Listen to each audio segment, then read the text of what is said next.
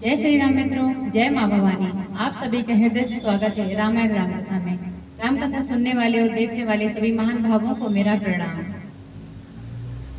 बोली श्री गणेश भगवान की जय, सियावर रामचंद्र की जय, पवन सुत हनुमान की जय, उमापति महादेव की जय, राधे श्याम की जय। जय जय सीताराम। चलिए मित्रों, हम रामायण रामकथा का शुभारंभ करते हैं। रामकथा शुभारंभ करने से पहले कुछ कहना चाहती हूँ मित्रों। जैसा कि आप सभी को पता होगा, हमारे हाथरस में जो कांड हुआ है, अभी किसी बाबा के चक्कर में जो इतनी सारी मृत्यु हुई है, उन सभी आत्माओं को मैं भगवान से विनती करती हूँ कि उनकी आत्मा को प्रभु श्री रामचंद्र अपने चरण शरण में और उनकी आत्मा को शांति दे। वैसे तो जो हुआ वो होना नहीं चाहिए, लेकिन हमारे भारत में ऐसा होता रहता है। जो असाधु हैं वो भोली भाली जनता को फुसलाकर बहलाकर अपना घर भरते रहते हैं, परंतु उन लोगों को समझ नहीं आता और वो उन लोगों की माया में पता नहीं कैसे फंस जाते हैं। ये तो हमेशा होता ही रहता है। कोई रामपाल बाबा है, कोई आसाराम बापू है, ये इतने दुष्ट लोग हैं, इनकी दुष्टता जानने के बावजूद भी पता नहीं कैसे भोली भाली महिलाएं फंस जाती हैं। और मैंने देखा कि जो ये बाबा था, क्या नाम था, सूरजपाल, ये तो वो कहते हैं कि हम एक आस्तिक हैं और वो एक नास्तिक था। वो तो नास्तिकगिरी फैलाता था, परंतु इतनी संख्या में इतनी सारी औरतें कैसे उसके चक्कर में फंस गई। मैंने देखा कि उन लोगों ने, उन महिलाओं ने, जो लोग मरणासन हो गए हैं और जो अभी हैं उसके भक्त, वो ऐसा दुष्ट है कि उसने अपने नाम की मालाएं पहना रखी उन लोगों को। उन लोगों ने उसकी तस्वीर गले में पहन रखी है और वो किसी देवता को नहीं मानता था। उसका नाम सूरजपाल था, परंतु उसने नाम क्या रखा था, नारायण हरि। और वो नास्तिक था, भगवान को तो मानता ही नहीं था। मैंने सुना टीवी में, देखा कि उसको मानने वाले लोग कह रहे हैं कि हम तो मंदिर जाते ही नहीं, हम तो भगवान को मानते ही नहीं है, क्योंकि वो मनुष्य एक तो नास्तिक है, ऊपर से सूरजपाल नाम है उसका। वो नाम उसने ना रख करके झूठा नाम रखा हुआ है, श्री नारायण हरि। जो भगवान को नहीं मानता वो दुष्ट श्री नारायण हरि का नाम रख करके भाई देखो जनता को उल्लू बना रहा है, बेवकूफ बना रहा है। और वो कहता मैं दया मत वो दान धर्म पुण्य नहीं करता, ना लेता हूँ, तो फिर इतनी सारी बड़ी बड़ी बिल्डिंगें कहाँ से आई। उस मनुष्य की खुद तो संतान है नहीं और दूसरों को, दूसरी माताओं बहनों को संतान प्राप्ति का वरदान देता फिर रहा है। फिर भी इतना सब कुछ जानने समझने के बाद वो ऐसा पता नहीं क्या जादू करते हैं लोग, जो लोग उन लोगों के है ना माया जाल में फंस जाते हैं। मुझे है ना समझ नहीं आता कि लोग है ना इतने समझदार, इतने चतुर होने के बाद भी कैसे इतनी बुरी तरीके से इस माया जाल में फंस जाते हैं। और देखो ना क्या अनर्थ हो गया। ये नहीं होना चाहिए। जिन लोगों की मृत्यु हुई है वो 100-150 साल तक जीते, ना जाने कब किसका क्या होता, कितने खुशी। अब वो लोगों को जो दुख सहना पड़ रहा है उनके घर परिवार को, अब वो क्या सोच रहे होंगे कि वो बाबा सच में जो भगवान मानने वाले लोग हैं ना, उनके जो अभी भी हैं, उनके मानने वाले सेवादार सेवक जो भी हैं, क्या उन्होंने एक बार भी नहीं सोचा होगा कि उनके मन में अभी भी वो लोग उस बाबा को भगवान मानकर बैठे हुए हैं। अचंबा मतलब अचंभित है कि क्या है ये सब। उस बाबा के जाने के बाद उसके चरणों की धूल लेने के लिए इंसान है ना उमड़ पड़े। मुझे समझ नहीं आता कि कोई मनुष्य दूसरे मनुष्य को भगवान कैसे मान सकता है। हमारे सनातन धर्म में इतने, हमारा प्यारा सनातन धर्म में इतना सुंदर धर्म है हमारा जिसमें कोई जबरदस्ती नहीं है मानने के लिए कि मानो, पूजा पाठ करो, फिर भी भगवान हम पर दया करते हैं। हम लाखों बार बुराइयां करते हैं, उनकी गुस्सा करते हैं, हम उनके बच्चे हैं, हम तो कुछ भी कह सकते हैं, परंतु हम मनुष्य होकर उनको ना पूछकर किसी ऐसे ढोंगी बाबा साधु को पूछते हैं जो कहता है हमारा नहाया हुआ दूध पानी तुम पियो, चरणामृत, गंगा जल, फलाना जल, ढिकाना जल, उसकी चरणों की धूल अपने माथे पे लगाओ। ये किस हद तक सही है? क्या उन्हें ये नहीं दिखाई देता कि कितना गलत है ये? अपने बच्चों को ले जा करके, छोटे छोटे बच्चों की मृत्यु हो गई है, जो बालक बेचारे अभी जन्म ही लिया था, संसार में कुछ देखा भी नहीं उन्होंने, उनकी मौत हो गई इस दुष्ट पापी की वजह से। और वो पापी जाने कहाँ छुपा बैठा है। उसने ये भी नहीं सोचा कि जो लोग मुझे भगवान मानते थे, मैं जाकर उन्हें देखूं, मेरा जो होगा सो हो जाएगा, मुझे पाप लगे पुण्य लगे, मुझे जेल हो या जो भी हो, कम से कम मैं जाऊं, सामने आऊं, उनसे क्षमा माफी मांगू, ताकि लोगों को ये तो पता चले कि भाई जो गलती हुई जाने किसकी वजह से हुई, क्यों हुई, कैसे हुई, ये तो बात की बातें हैं। परंतु मैं जाऊं अपने भक्तों को, जिन लोगों ने मुझ पर विश्वास किया है, ऐसे साधु संत बस घटना हुई नहीं फरार चंपत हो जाते हैं बिल्कुल। और ऐसे लोगों को भगवान लोग है ना साधु मानते हैं, संत मानते हैं, उन लोगों के चक्कर में फंस जाते हैं। अब इनका क्या ही कर सकते हैं। जो लोग ऐसा करते हैं, क्या वो लोग दो रोटी नहीं खाते? उन्हें इतनी ज्ञान, इतनी बुद्धि नहीं है कि हम क्या कर रहे हैं और क्यों कर रहे हैं? हम सनातन धर्म में जन्मे हैं और हमें क्या करना चाहिए? अरे राम जी की जय बोलो, कान्हा जी की जय बोलो, हनुमान भगवान के चरणों में माथा झुकाओ, माता रानी, दुर्गा मैया, काली मैया, इतने प्यारे देवता हैं जो आपसे कुछ कहने के लिए नहीं करते हैं, आपको किसी बंधन में, धर्म में नहीं बांधते हैं, कोई नियम नहीं है, फिर भी आप लोग क्या कर रहे हो? समझ नहीं आता। मैं तो बस इतना ही कह सकती हूँ कि सजग रहो, सावधान रहो ऐसे लोगों से, और अपने घर पर ही देवी देवताओं को पूजो, अपने बच्चों का ध्यान रखो, अपने पति की बात मानो, अपने पत्नी की बातें मानो, अपने बड़े बुजुर्गों की सेवा करो, अपनी माँ की सेवा करो, और घर में मंदिर है उनकी देखभाल करो, उनकी पूजा पाठ करो, सत्संग अपने घर परिवार में करो, गांव में मंदिर है उन पर पूजा पाठ करो, बाहर कहीं मत जाओ। वैसे भी मौसम बरसात का है, धूप गर्मी कितनी ज्यादा बढ़ रही है, अपनों को छोड़कर कहीं मत जाओ। जैसे भगवान बाहर है वैसे भगवान अंदर है। कहते हैं ना, मन चंगा तो कटौती में गंगा। बस वही है, मन आत्मा शुद्ध हो तो बाहर जाने की जरूरत नहीं है। कभी अवसर मिल जाए तो जाओ, अपनों के साथ जाओ, ऐसी जगह मत जाओ जहाँ अपनों को बिछुड़ना पड़े, रोना पड़े जीवन भर, दुख रह जाए कि हाय हमने रोका होता, हाय हमने ये कहा होता तो ऐसा ना होता। ऐसा कुछ मत करो, अपने घर में रहो, अपने धर्म को अपने घर में पूजा पाठ करो, धर्म ग्रंथ पढ़ो, वेद पुराण पढ़ो, मोबाइल में, सोशल मीडिया में क्या नहीं है धर्म की बातें, वहां से देखो, सुरक्षित रहो। जय सिया राम। चलिए मित्रों, हम कथा का शुभारंभ करते हैं।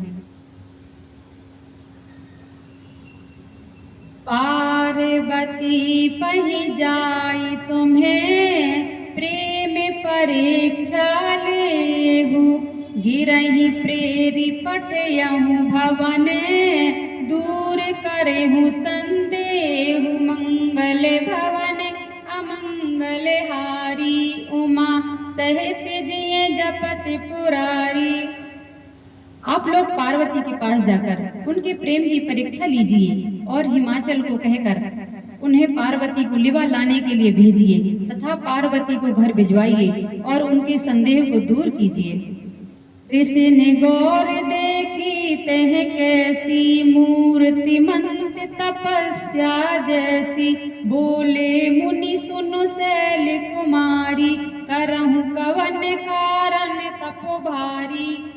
ऋषियों ने वहां जाकर पार्वती को ऐसा देखा मानो मूर्तिमान तपस्या ही हो।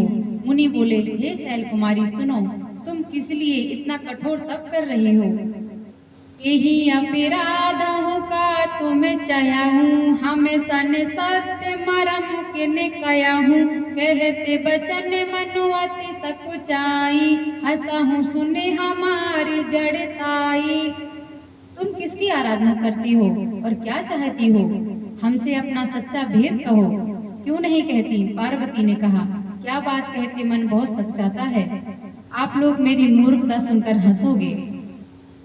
मनु हट पारा न सुनहि सिखावा, चहत बारी बर भीत उठावा, नारद कहा सत्य सोई जाना, बिनु पंखन हम चयहि उड़ाना। मन में हट पकड़ लिया है, वह उपदेश नहीं सुनता, और मन ने हट पकड़ लिया है, वह उपदेश नहीं सुनता और जल पर दीवाल उठाना चाहता है। नारद जी ने जो कह दिया उसे सत्य जानकर मैं बिना ही पंख के उड़ना चाहती हूँ, ऐसा माता पार्वती ऋषियों से कहती हैं। देखहूँ मुनि अवबे के हमारा, चाहिए सदा से वहीं भर तारा। हे मुनियों, आप मेरा ज्ञान तो देखिए कि मैं सदा शिव जी को ही पति बनाना चाहती हूँ, ऐसा माता पार्वती ने ऋषियों से कहा। सुनत बचन बिहसे ऋषय, गिरि संभव तब देह, नारद कर उपदेश सुने, कयहु बसहु कि सुगेह, मंगल भवन अमंगल हारी, उमा सहित जी जपत पुरारी। पार्वती की बात सुनते ही ऋषि लोग हंस पड़े और बोले, तुम्हारा शरीर पर्वत से ही तो उत्पन्न हुआ है, भला कहो तो नारद का उपदेश सुनकर आज तक किसका घर बसा है? ऐसे मजाक करते हुए साधु संत लोग माता पार्वती से बोले। दक्ष सुतन उपदेश ही जाई, तिन्ह फिर भवन न देखा आई, चित्र केतु कर अरुगुण घाला, कनक कसिपु करे पुनि असे हाला। उन्होंने जाकर दक्ष के पुत्रों को उपदेश दिया था, जिससे उन्होंने फिर लौटकर घर का मुंह भी नहीं देखा। चित्रकेतु के घर को नारद ने ही चौपट किया। फिर यही हाल हिरण्यकश्यप का हुआ। ऋषि भगवान नारद के लिए ऐसा बोल रहे हैं, ठिठोली कर रहे हैं माता रानी से कि उन्होंने जिसको भी ऐसा कहा है, उपदेश दिया, उसका भला कहाँ भला हुआ है। ये ठिठोली कर रहे हैं सारे मुनि माता पार्वती जी से। नारद सिख जे सुनहि नर नारी, अवसि होए तज भवनु भिखारी। मनु कपटी तन सज्जन चीन्हा, आप सरस सबहि चह कीन्हा। जो स्त्री पुरुष नारद जी की सीख सुनते हैं, वे घर बार छोड़कर अवश्य ही भिखारी हो जाते हैं। उनका मन तो कपटी है, शरीर पर सज्जनों के चिन्ह हैं, वे सभी को अपने समान बनाना चाहते हैं। तेहि के बचन मान विश्वासा, तुम चाहहु पति सहज उदासा। निर्गुण निलज कुबेश कपाली, अकुल अगेह दिगंबर ब्याली। उनके वचनों पर विश्वास मानकर तुम ऐसा पति चाहती हो जो स्वभाव से ही उदासीन, गुणहीन, निर्लज, बुरे वेश वाला, नर कपालों की माला पहनने वाला, कुलहीन, बिना घर बार का, नंगा और शरीर पर सांपों को लपेट कर रखने वाला है। ऋषि मुनि माता पार्वती को बहका रहे हैं कि नारद जी की बातें मत मानो। आप ऐसे पति की इच्छा करती हो ब्याहने के लिए, मन में जो आपने इच्छा की, आपको ऐसा पति मिले जो सर्पों को गले में लपेटे हुए है, जिसका घर बार नहीं है, जो बिना वस्त्रों के है। मतलब भांति भांति प्रकार से ऋषि मुनि माता पार्वती को उनके सत्य से हटाने की कोशिश कर रहे हैं। कयहु कबन सुख अस अबर पाए, भले भूलहु ठग के बोराए। पंच कहे शिव सती विवाही, पुनिय बिटेरी मराहिन ताही। ऐसे वर के मिलने से कहो तुम्हें क्या सुख होगा। तुम उस ठग नारद के बहकावे में आकर खूब भली। पहले पंचों के कहने से शिव सती ने विवाह किया था, परंतु फिर उसे त्याग कर मरवा डाला। अब सुख सोवत सोच नहीं, भीख मांगी भव खाही। सहज एकाकिन के भवने, कबहु की नारी खटाई। मंगल भवन अमंगल हारी, उमा सहत जिय जपत पुरारी। अब शिव को कोई चिंता नहीं रही, भीख मांगकर खा लेते हैं और सुख से सोते हैं। ऐसे स्वभाव से ही अकेले रहने वालों के घर भी भला क्या कभी स्त्रियां टिक सकती हैं। ऐसा ऋषि मुनि माता पार्वती के साथ कह रहे हैं। अजहु मानहु कहा हमारा, हमें तुम्हें कहूँ बरु नीक विचारा। अति सुंदर सुचि सुखद सुशीला, गावहि वेद जासु जस लीला। अब भी हमारा कहा मानो, हमने तुम्हारे लिए अच्छा वर विचारा है। वह बहुत ही सुंदर, पवित्र, सुखदायक और सुशील है, जिसका यश और लीला वेद गाते हैं। दूषण रहति सकल गुण राशि, श्रीपतिपुर बैकुंठ निवासी। अस बरु तुम्हि मिला उब आनी, सुनत बिहस कह बचन भवानी। वह दोषों से रहित सारे सद्गुणों की राशि है, लक्ष्मी का स्वामी और बैकुंठपुरी का रहने वाला है। हम ऐसे वर को लाकर तुमसे मिला देंगे। यह सुनते ही पार्वती हंसकर बोली। सत्य कयहु गिरि भव तनु एहा, हट न छूट छूटे बरु देहा। कनकहु पुण्य पसान ते होई, जोरियु सहजु न परिहर सोई। आपने यह सत्य ही कहा कि मेरा यह शरीर पर्वत से उत्पन्न हुआ है, इसलिए हट नहीं छूटेगा। शरीर भले ही छूट जाए, सोना भी पत्थर से ही उत्पन्न होता है, सो वह जलाए जाने पर भी अपने स्वभाव सुवर्णत्व को नहीं छोड़ता। माता पार्वती कह रही हैं कि जो मैंने इच्छा की है, जो मैंने ठान लिया है, वो तो मेरे मरने पर ही छूटेगी, परंतु जो मैंने मन में सोच रखा है मैं तो वही करूंगी। क्योंकि मैं तो पर्वत से पैदा हुई हूँ, तो भला पर्वत भी अपनी हट छोड़ते हैं क्या? वो तो जहां अड़े हो जाते हैं तो हो जाते हैं। महादेव अवगुण भवने, विष्णु सकल गुण धाम। नारायण नारद बचन न मैं परिहराऊं, बसऊं भवन उजिरहि नहीं डराऊं। गुण गुरु के वचन प्रतीत न जेहि, सपने हूँ सुगम न सुग सिद्धि होई। अतः मैं नारद जी के वचनों को नहीं छोड़ूंगी, चाहे घर बसे या उजड़े, इससे मैं नहीं डरती। जिसको गुरु के वचनों में विश्वास नहीं है, उसको सुख और सिद्धि स्वप्न में भी सुगम नहीं होती। महादेव अवगुण भवने, विष्णु सकल गुण धाम। जेहि करे मनुरम जाहि सने, तेहि तेहि सनक काम। मंगल भवने अमंगल हारी, उमा सहित जिय जपत पुरारी।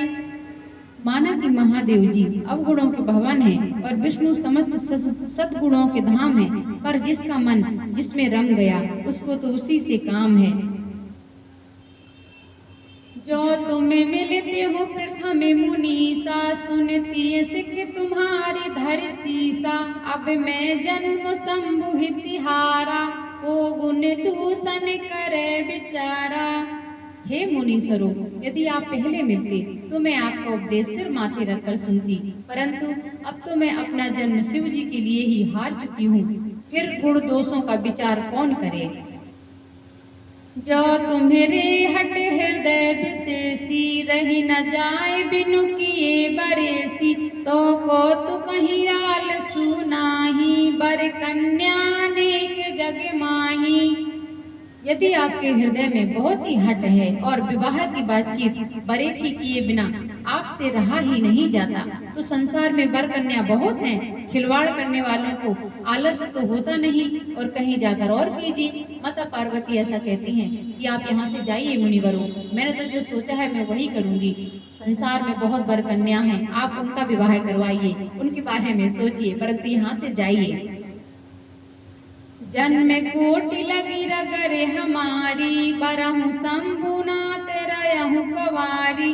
तजहु न नारद करे उपदेशु, आप कयहि सत बार महेशु। मेरा तो करोड़ जन्मों तक यही हट रहेगा कि या तो शिव जी को वरूंगी, नहीं तो कुंवारी ही मरूंगी। स्वयं शिव जी 100 बार कहें तो भी नारद जी के उपदेश को मैं नहीं छोड़ूंगी। माता पार्वती ऐसा कहती हैं उन ऋषि मुनियों से।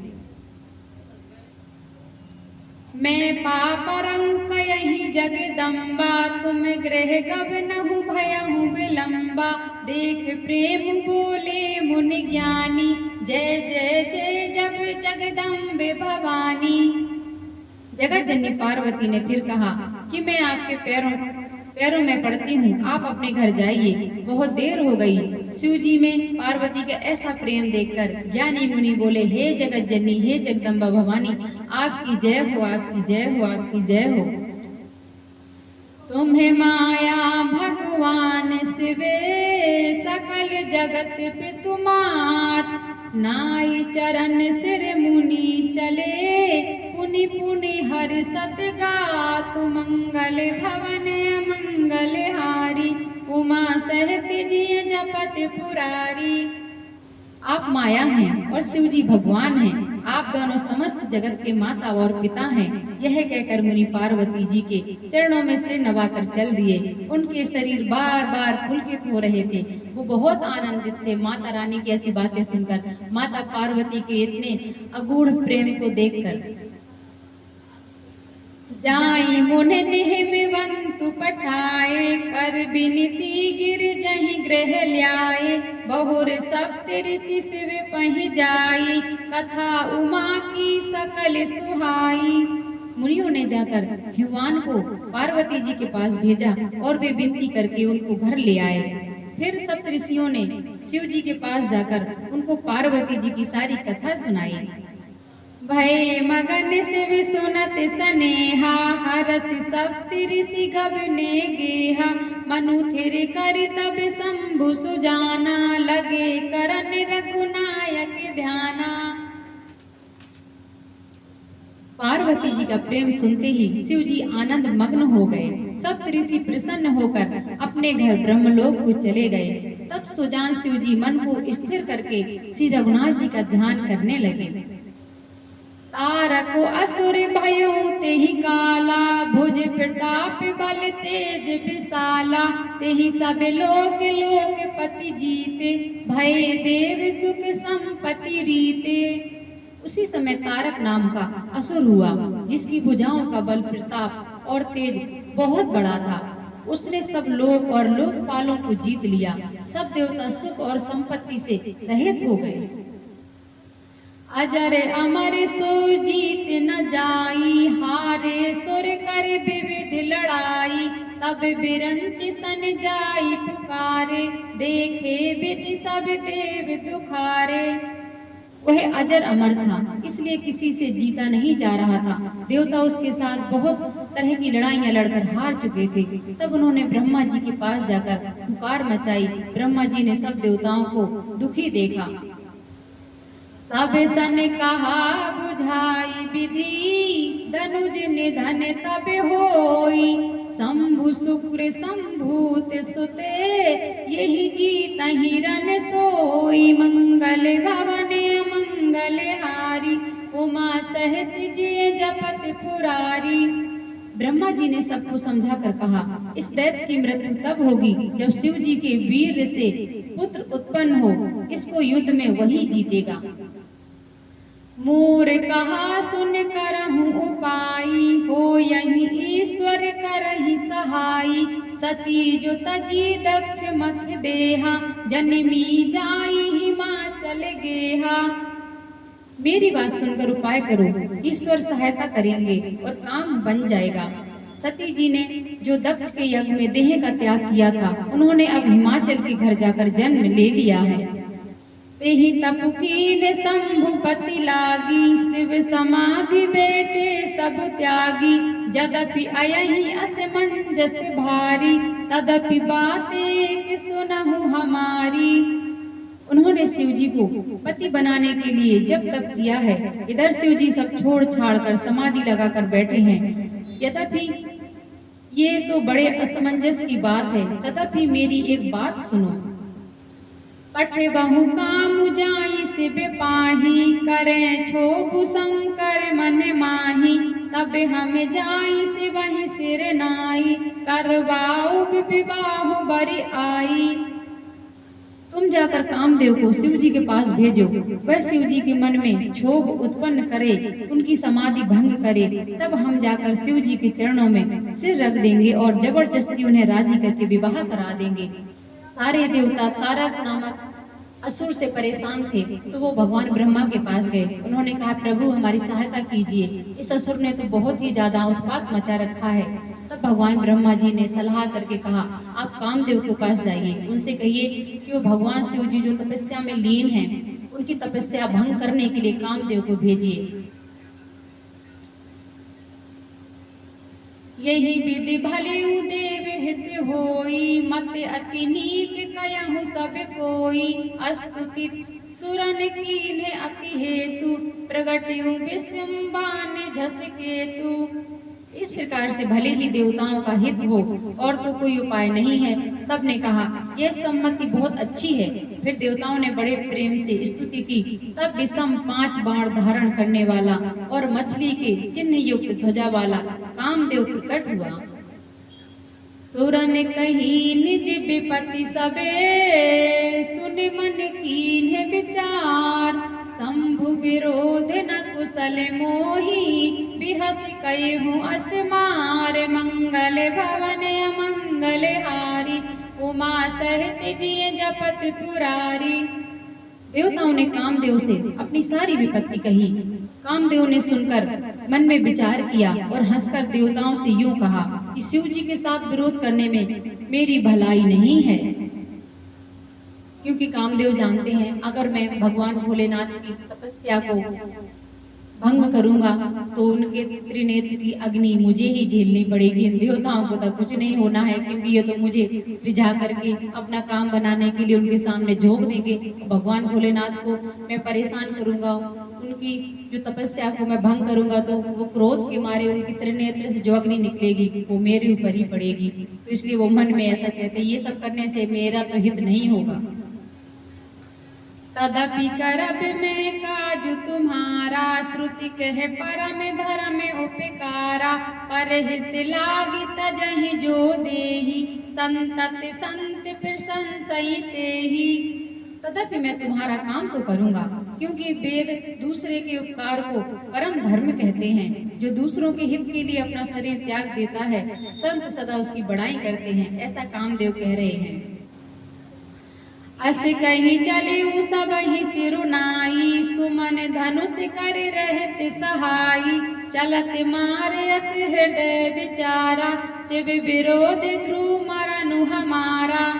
यूं कहकर सबको सिर नवाकर कामदेव अपने पुष्प के धनुष को हाथ में लेकर बसंत आदि सहायकों के साथ चला। चलते समय कामदेव ने हृदय में ऐसा विचार किया कि शिव जी के साथ विरोध करने में मेरा मरण निश्चित है। अब कामदेव देवों का देवकार समझ करके, देवकाज समझ करके राजी हो गए कि चलो दूसरों का साथ देने से, दूसरों का भला करने से अपना ही भला होता है। अब मैं देवताओं का भला करने को चला हूँ तो मेरा मरना तो निश्चित है, चलो कर ही देता हूँ, क्योंकि इसमें देवताओं का मनुष्यों का भला ही होगा। ये सोचकर कामदेव अपने साथ सहायकों को लेकर के चले। तब आपन प्रभाव विस्तारा, निज बस कीन सकल संसारा। को पीऊँ जब ही बरिचर के तू, छन महु मिटे सकल सुत से तू। तब उसने अपना प्रभाव फैलाया और समस्त संसार को अपने बस में कर लिया। जिस समय उस मछली के चिन्ह की ध्वजा वाले कामदेव ने कोप किया, उस समय क्षण भर में ही वेदों की सारी मर्यादा मिट गई। ब्रह्मचर्य व्रत संयम नाना, धीरज धर्म ज्ञान विज्ञाना।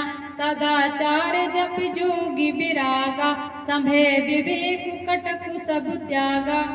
ब्रह्मचर्य नियम, नाना प्रकार के संयम, धीरज धर्म ज्ञान विज्ञान, सदाचार जप योग वैराग आदि विवेक की सारी सेना डर कर भाग गई कामदेव की उस माया रूपी जाल से।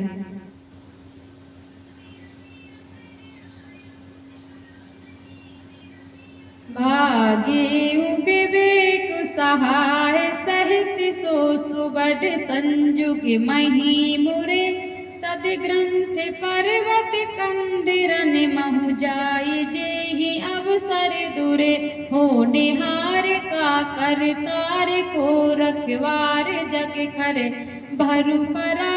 दुई माथ के हिरति नाथ, जेहि कहु कोपी कर धनुष धरा।